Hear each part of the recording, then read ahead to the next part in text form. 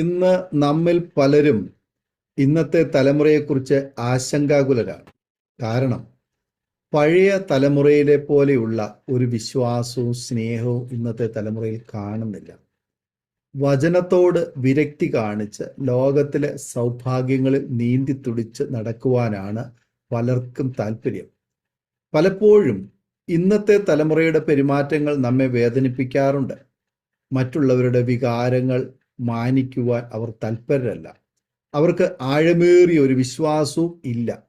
അവർ എപ്പോഴും നൂതന സാങ്കേതിക മാധ്യമങ്ങളുടെ മാസ്മരിക വലയത്തിൽ ആണ്. മാതാപിതാക്കന്മാരോട് സംസാരിക്കുന്നതിനോ വീട്ടുകാര്യങ്ങൾ അന്വേഷിക്കുന്നതിനോ ഒന്നും അവർക്ക് സമയമില്ല. എല്ലാവരും സ്വാർത്ഥതയോടെ പെരുമാറുന്നു. നാം എന്നും മാധ്യമങ്ങളിൽ കൂടി കേൾക്കുന്നത് കൊള്ളയും കൊലപാതകവും അക്രമങ്ങളും മാത്രമാണ്.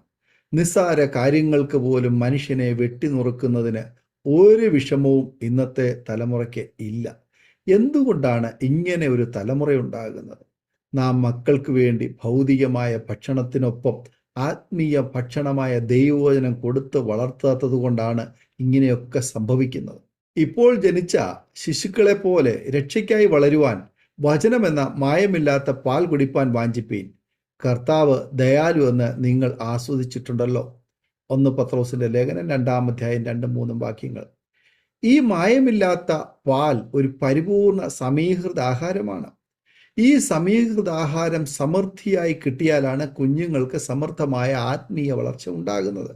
അങ്ങനെ വളരുന്ന കുഞ്ഞുങ്ങൾ ഏത് പ്രതിസന്ധികളെയും തരണം ചെയ്യുവാൻ ഇടയായിത്തീരും. നമുക്ക് സിദ്ധിച്ചിരിക്കുന്ന പരിശുദ്ധാത്മാവിൻ്റെ അഗ്നിയെ തലമുറയായി കൈമാറണം. ഒരു റിലേ ഓട്ട മത്സരത്തിൽ ബാറ്റൺ അടുത്ത മത്സരാർത്ഥിക്ക് കൈമാറുന്നത് പോലെ യേശു എന്ന അഗ്നിജ്വാലയെ നാം അടുത്ത തലമുറയിലേക്ക് പകരണം. ഗുണവാൻ മക്കളുടെ മക്കൾക്ക് അവകാശം വെച്ചേക്കുന്നു. സദൃശവാക്യങ്ങൾ 13-22 വചനം.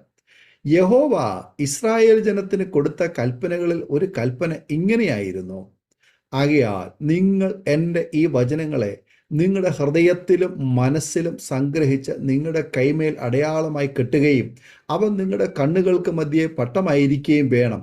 വീട്ടിലിരിക്കുമ്പോഴും വഴി നടക്കുമ്പോഴും കിടക്കുമ്പോഴും എഴുന്നേൽക്കുമ്പോഴും നിങ്ങൾ അവയെക്കുറിച്ച് സംസാരിച്ചുകൊണ്ട് നിങ്ങളുടെ മക്കൾക്ക് അവയെ ഉപദേശിച്ചു കൊടുക്കണം. ആവർത്തന പുസ്തകം 11-ാം അധ്യായം അതിൻ്റെ 18-19 വാക്യങ്ങൾ. നാം നമ്മുടെ ജീവിതത്തിൽ ദൈവം നൽകിയ അനുഗ്രഹങ്ങളെക്കുറിച്ചും രക്ഷയെക്കുറിച്ചും മക്കളോട് പങ്കുവയ്ക്കണം.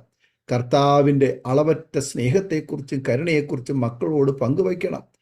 പറഞ്ഞാൽ മാത്രം പോരാ, പ്രവൃത്തിയിൽ കൂടി വിശ്വാസം അവർക്ക് ബോധ്യപ്പെടണം. അബ്രഹാമിൻ്റെ ആഴമേറിയ ദൈവഭക്തിയും ആരാധനയും യാഗാർപ്പണങ്ങളും കണ്ടുപഠിച്ച ഇസ്ഹാക്ക് ഒരു ദൈവഭക്തനായി തീർന്നു. അവരുടെ വിശ്വാസം യാക്കോബിലേക്ക് പകരപ്പെടുവാൻ ഇടയായി തീർന്നു. പൗലോസ് തീമത്യോസിന് ലേഖനം എഴുതുമ്പോൾ തീമത്യോസിന്റെ നിർവ്യാജ വിശ്വാസത്തിന് കാരണക്കാരെക്കുറിച്ച് പരാമർശിക്കുന്നുണ്ട്. ഞാൻ പൂർവന്മാരുടെ ദൃഷ്ടാന്തം അനുസരിച്ച് നിർമ്മല മനസാക്ഷിയോടെ ആരാധിക്കുന്ന ദൈവത്തിന് നിന്റെ നിർവ്യാജ വിശ്വാസത്തിന് ഓർമ്മ നിമിത്തം ഞാൻ പൂർവന്മാരുടെ ദൃഷ്ടാന്തം അനുസരിച്ച് നിർമ്മല മനസാക്ഷിയോടെ ആരാധിക്കുന്ന ദൈവത്തിന് നിന്റെ നിർവ്യാജ വിശ്വാസത്തിൻ്റെ ഓർമ്മ നിമിത്തം സ്തോത്രം ചെയ്യുന്നു. ആ വിശ്വാസം ആദ്യം നിന്റെ വലിയമ്മ ലോവീസിലും അമ്മ യൂനിക്കയിലും ഉണ്ടായിരുന്നു, നിന്നിലും ഉണ്ടെന്ന് ഞാൻ ഉറച്ചിരിക്കുന്നു. 2 തീമത്യോസിന്റെ ലേഖനം 1-ാം അധ്യായം അതിൻ്റെ 4-5 വാക്യങ്ങൾ. തീമത്യോസിന്റെ കുടുംബത്തിൽ 3 തലമുറകൾ നിർവ്യാജ വിശ്വാസം കൈമാറിയതായിട്ട് കാണുവാൻ കഴിയുന്നു.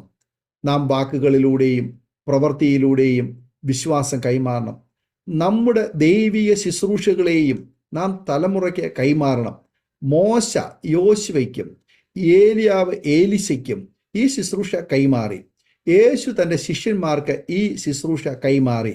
ഈ ശുശ്രൂഷ മറ്റുള്ളവർക്ക് കൈമാറുന്നതിന് വേണ്ടി ശിഷ്യന്മാരിൽ മിക്കവരും രക്തസാക്ഷികളായി.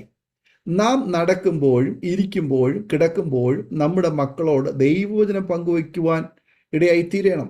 ബാലൻ നടക്കേണ്ടുന്ന വഴിയിൽ അവനെ അഭ്യസിപ്പിച്ചാൽ അവൻ വൃദ്ധനായാലും അത് വിട്ടുമാറുകയില്ല.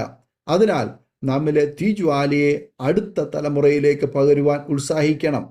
അങ്ങനെ ഈ ലോകമാകുന്ന പോരാട്ടക്കളത്തിൽ കർത്താവിൻ്റെ ഒരുപാട് നല്ല ഭടന്മാരെ നമുക്ക് വാർത്തെടുക്കുവാൻ കഴിയും.